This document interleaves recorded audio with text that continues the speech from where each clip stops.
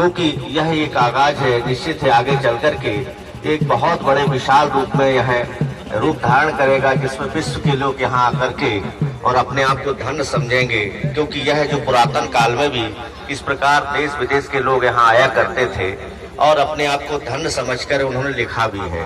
तो मैं एक संक्षेप में कुछ जानकारी देना चाहूंगा आपको। जो बैश टेकरी स्तूप है, तो आदरणीय मंच से मैं यही कहूंगा, बहुत संक्षेप में अपनी बात रखूंगा कि यहाँ पर हम क्यों आए हैं, ये मेला क्यों लग रहा है और इस स्तूप का क्या महत्व है। ये बहुत महत्वपूर्ण पक्ष है।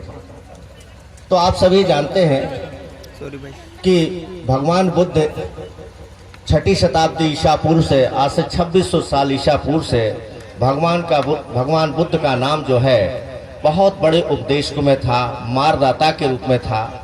बड़े बड़े राजा महाराजा उनके शिष्य हुआ करते थे और उसी परंपरा में यहाँ अवंती क्षेत्र, इसको अवंती क्षेत्र कहा गया है 2500 साल पहले।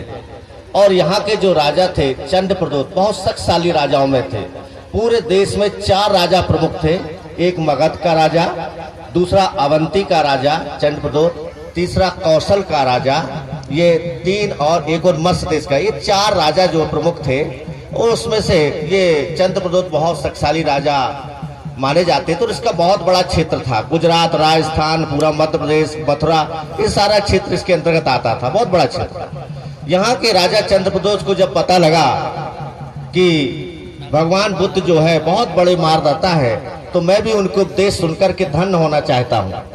यहाँ अपने गुरु महाकायतन को बुलाते हैं और निवेदन करते हैं कि हे गुरु, तथागत बुद्ध को यहाँ लाया जाए और हम उनके उपदेश सुनकर के हम अपने आप को धन्य होना चाहते हैं। महाकायतन यहाँ से जाते हैं अपने 7 शिष्यों के साथ और भगवान बुद्ध से निवेदन करते हैं कि अवंती प्रदेश आप चले तो हम सब बहुत अनुग्रहित होंगे। महात्मा बुद्ध कुछ देर रुकने को कहते हैं। वहां बीच में जो है महाकायतन इतने प्रभावित होते तथागत बुद्ध के, उनके शिष्य हो जाते हैं। और फिर 2 महीने बाद पुनः वो निवेदन करते हैं और फिर महात्मा बुद्ध कहते हैं कि मेरा स्वास्थ्य इतना अच्छा नहीं है कि 1000 किलोमीटर इतनी दूर में यात्रा कर सकूं। मैं क्या चाहता हूं ये आप भली भांति जान गए, तो मेरी बात आप चंड प्रदोष से कह सकते हैं। महाकायतन आते हैं और रास्ते में एक और इतिहास की घटना घटती है, बहुत महत्वपूर्ण घटना घटती है, मैं आपको बता रहा हूँ। वो तराना ग्राम, तेल एनाली ग्राम, वहां पर रात हो जाती है। रातें बहुत होती है, लेकिन तेल एनाली ग्राम का विनय पिटक में बहुत अच्छा उल्लेख आता है कि वहां एक गोपाली लड़की थी, एक नगर के पास तराना में। वो आते हैं और उनसे कहते हैं कि आज रात्रि हम यहाँ करेंगे और भोजन दान भी यही ग्रहण करेंगे। परिवार देखता है, परिवार के पास कुछ सामग्री कमी दिखाई देती है। जो गोपाली लड़की थी वो जाती है सेठ के पास, सेठानी से निवेदन करती है कि मुझे कुछ दान सामग्री दे दो ताकि मैं इन भिक्षुओं को भोजन दान कर सकूं। वहां सेठानी की नजर उस लड़की पर पड़ती, उसके बाल बहुत सुंदर थे, क्योंकि बालों का व्यापार बड़ा होता था, इससे स्पष्ट होता है। और उन्होंने कहा आप मुझे बाल दे दें, मैं आपको भोजन सामग्री दे दूंगी। लड़की तैयार हो जाती है, अपने बाल बेचकर के भोजन दान लाते हैं और वो बौद्ध भिक्षु आचार्य को भोजन दान कराती है। महाकायतन बहुत प्रभावित होते हैं। यहाँ आकर के चंद्र प्रदोष जो है, जब ये सुनते हैं कि इस प्रकार के दानदाता लोग हमारे क्षेत्र में रहते हैं, तो क्यों ना उनसे मिला जाए। बड़े सम्मान के साथ उस गोपाली को लाया जाता है। राजा प्रभावित होकर उससे शादी करते हैं, विवाह करते हैं और उसको पटरानी बनाते हैं। पटरानी बना के बाद वह चंद्र प्रदोष के बाद वह इस राज सिंहासन का उत्तराधिकारी होता है और वह गोपाल नाम से प्रसिद्ध होता है। और जो माता थी गोपाली, उसको गोपाल माता के नाम से प्रसिद्ध होती है। और मैं धन्यवाद देना चाहूंगा आदरणीय मंत्री जी को, शिक्षा मंत्री जो थे, उन्होंने अभी महीने भर पहले ही जब मेरे से बात हुई तो यहाँ पर एक साइंस कॉलेज है, गवर्नमेंट साइंस कॉलेज का जो छात्रावास का उद्घाटन होता है, तो उन्होंने कहा कि इसको गोपाल माता के नाम से। मेरे से डिस्कस किया, बोले हेडवार जी कोई अच्छा सा पात्र बताएं, कोई ऐसी महिषी रानी जिससे कुछ समाज को प्रेरणा मिल सके। तो मैंने कहा 2 नाम बताए कि यहाँ पर एक गोपाल माता हुई, वो इतिहास जानते थे क्योंकि निश्चित है वो इतिहास के बारे में काफी जानकारी रखते हैं, पीएचडी भी यूनिवर्सिटी से की उन्होंने। दूसरा संघमित्रा। तो उन्होंने कहा सबसे जो है पहले कौन हुई, तो मैंने कहा गोपाल माता, बोलो उसका नाम। तो उन्होंने शासकीय गोपाल माता शासकीय कन्या छात्रावास विज्ञान महाविद्यालय जो देवास रोड में उसका उद्घाटन किया, नामकरण भी किया। तो मैं तो चाहूंगा उनका तालियों से स्वागत करें कि वही गोपाल माता जो तरानी से और रानी आती। तो देखिए ये घटना महत्वपूर्ण है, आज इतिहास के रूप में गौरवान्वित है। एक और जब उस समय यहाँ पर सोलन ग्राम है, यहाँ के बहुत सारे बौद्ध आचार थे, सारी परंपराएं थी, सोल कुटिकल आचार थे, उनके बहुत सारे शिष्य हुए यहाँ महाकायतन के, उन्होंने धर्म का प्रचार किया। एक जबरदस्त महत्वपूर्ण घटना है जो विश्व को देन कही जाती है, मैं कुछ बात करूंगा। यहाँ पर सोल कुटिकल आचार भी कहते हैं कि अपने आचार से कि आपने तो भगवान बुद्ध का दर्शन कर लिया, हम भी उनके दर्शन करना चाहते हैं। वो निवेदन करके और जो है भगवान बुद्ध के दर्शन के निकलते हैं। पर यहाँ आचार जो है कहते हैं कि आप जाते रहे हो आचार भगवान बुद्ध के पास, कुछ 5 बातें मेरी हैं जो सुन लीजिए, जो अवंती प्रदेश के लिए बहुत महत्वपूर्ण है। पहला ये है कि यहाँ की जो कटीली झाड़ियां हैं, यहाँ की जो रास्ते हैं बहुत ही उबड़ खाबड़ हैं, और जो है यहाँ पर बौद्ध भिक्षु जब धम्म का प्रचार करते हैं तो उनको बड़ी परेशानियों का सामना करना पड़ता है। इसलिए आप उनसे अनुमति मांग ले कि उपाना पहनने की अनुमति दी जाए। तो ये भी जो है तो स्वर्ण कुटीगढ़ गए तो उन्होंने भगवान बुद्ध से जब निवेदन किए तो एक तल्ले उपाना पहनने की अनुमति प्रदान की। आपको आश्चर्य होगा कि एक शनि मंदिर यहाँ पर है, वहां पर जूते चप्पल दान करने की व्यवस्था आज भी होती है।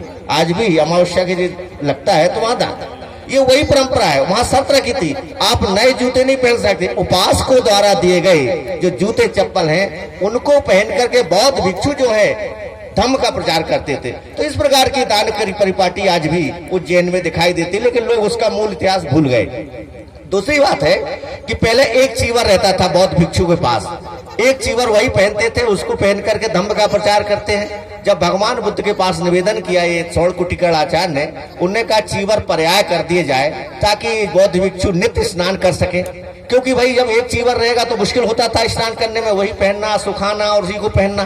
तो उन्होंने स्वीकार किया और उन्होंने कहा चीवर पर्याय कर दी जाए। तो एक चीवर रख सकते पहन सकते, चीवर पर्याय कर दी जाए, नित्य स्नान की अनुमति मिली।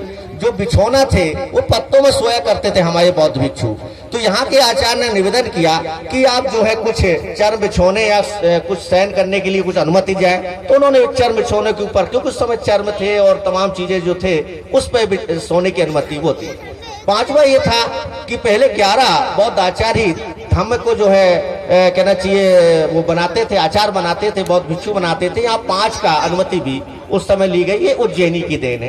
ये जो 4-5 घटना है विश्व की देन, जो उज्जैनी अवंती क्षेत्र की देन है। तो इस प्रकार बहुत सारी घटना घटती है, बहुत सारी यहाँ थेरियां भी रहती, अभय माता पद्मावती यहाँ की थेरियां रहती हैं। बिम्बिसार की एक राजा की प्रियदर्शी उज्जैनी की रहती है जो बौद्ध भिक्षुणी हो जाती है, जिन्होंने बौद्ध धम्म का प्रचार किया। देखिए इस प्रकार हम देखते हैं बहुत बड़ा विस्तृत रूप में यहाँ धम्म का प्रचार होता है। अब बात आ जाती है इस स्तूप के बारे में कि जब 483 ईसा पूर्व में, आज से 2500 साल पहले जब भगवान बुद्ध का महापरिनिर्वाण होता है, डेथ होती है, तो उनकी अस्थियों को लेकर के बंटवारा में बड़ा विवाद होता है। और अंत में आचार दौड़ के उसके निवेदन से सारे जो गण राज्य थे उन्होंने उसकी अस्थियों का बंटवारा किया और 8 गण राज्यों को जो उनकी अस्थियां प्राप्त हुई। और जो क्षेत्र जहां बौद्ध धर्म के लोग थे जो आते गए उनको कुछ ना कुछ मिलता गया। हमारे यहाँ क्योंकि ये दूरी बहुत थी, 2 महीने लगभग यहाँ आने में लगते थे, 2 महीने जाने में लगते थे। तो यहाँ के अवंती प्रदेश के जब बौद्ध आचार्य लोग जब मगध गए और कुशीनगर गए तो इनके बंटवारे में जो है भगवान बुद्ध का चीवर और आसंदी रखा हुआ था, क्योंकि यहाँ के आचार्यों की बड़ी समृद्ध परंपरा थी। तो यहाँ के आचार्यों को जो है चीवर आसंदी, जिसमें भगवान बुद्ध उपदेश दिया करते थे बैठ के, और वो चीवर जो है पहने हुए थे और जो पहनते थे, जो पर्याय चीवर था वो रखा हुआ।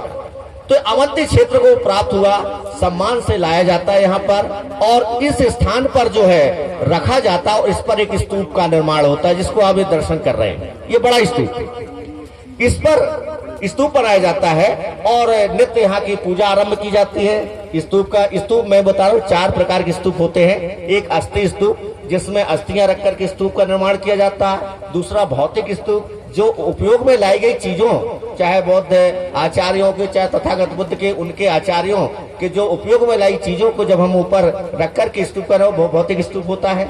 तीसरा उद्देश्यक स्तूप, किसी उद्देश्य से बनाए गए। चौथा मनोती स्तूप, जो छोटे छोटे स्तूप प्राप्त होते, कहीं आपको देखा होगा, वो मनोती स्तूप है। हमारी मनोकामना अगर पूर्ण होती तो हम उसके लिए छोटे छोटे स्तूप बनाते। तो यहाँ जो स्तूप है ये भौतिक स्तूप है।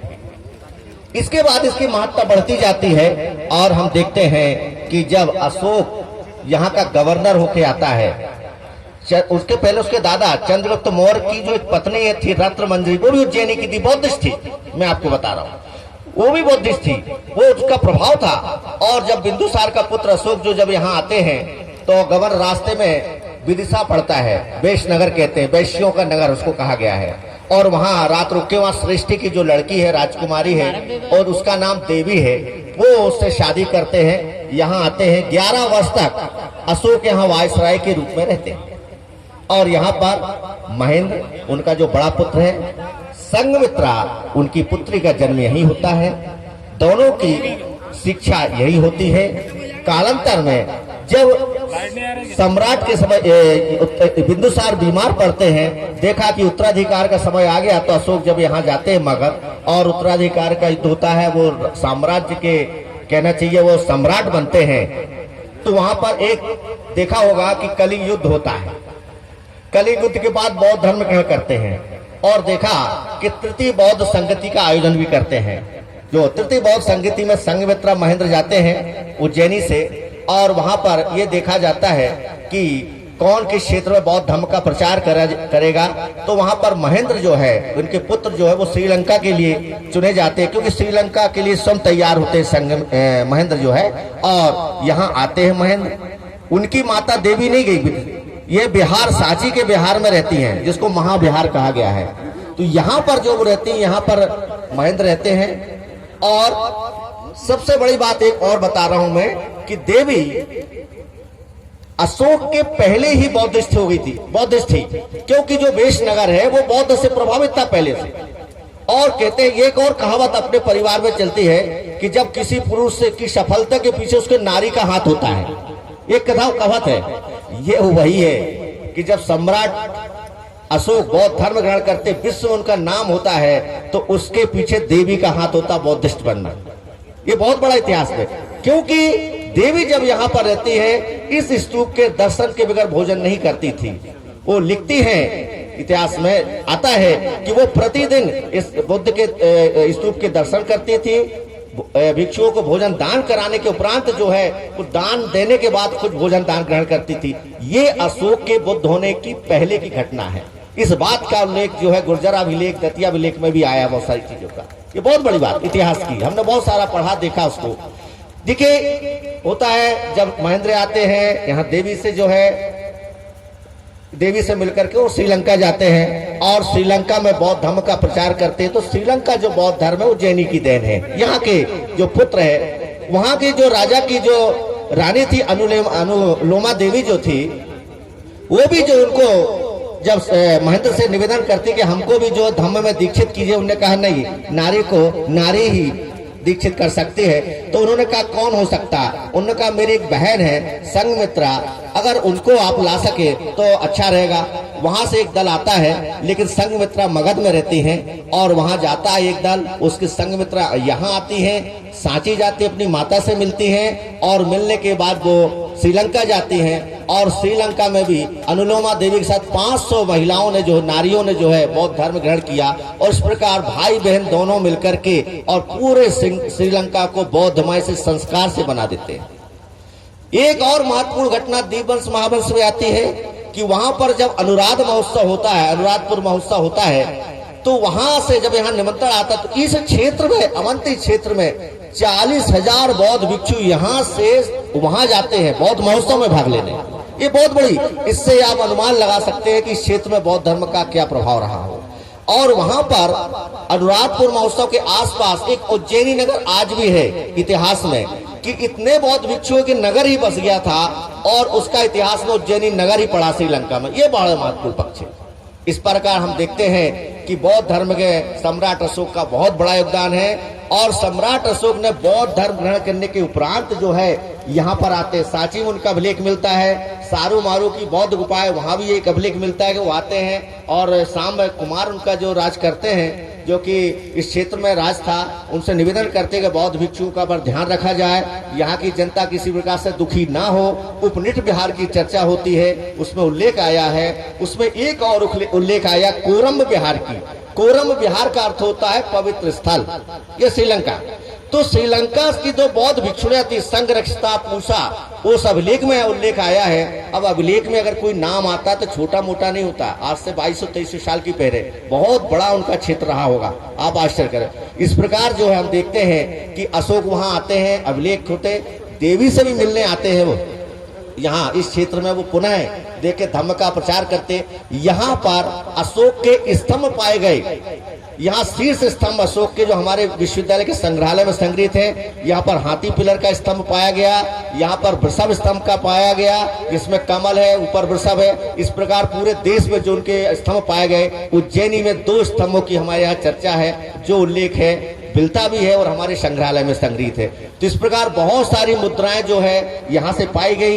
इस बैश टेकरी स्तूप से जो है यहाँ आसपास जो है मिट्टी की मोहरें पाई गई, जो संग्रहालय में उसमें तोरण द्वार बना हुआ है। तमाम यहाँ तोरण द्वार था, ऊपर हर्मिका थी, छत्रावली थी। चारों तरफ जो आप देख रहे हैं परिखा, एक नाली सी आप देख रहे हैं, पानी भरा रहता है, इसको अनोतत्व सरोवर बोलते हैं।